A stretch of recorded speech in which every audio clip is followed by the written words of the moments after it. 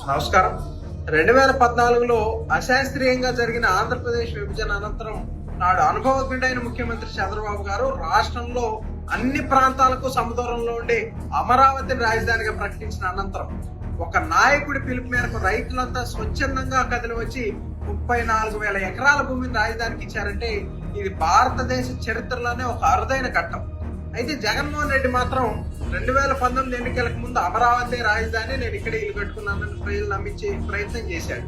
ఎన్నికల తర్వాత 3 రాజధానుల పేరుతో అసెంబ్లీలో బిల్లు పెట్టి కొంతకాలానికి ఆ బిల్లుని వెనక్కి తీసుకుని మరి 2024 ఎన్నికల్లో 3 రాజధానులకు రెఫరెండం అని చెప్పి ఓడిపోయిన తర్వాత నేను కొత్తగా మావిగన్ అని చెప్పి పూటకో మాట మార్చే ఒక అస్థిరమైన నాయకత్వానికి జగన్మోహన్ రెడ్డి నిదర్శనం.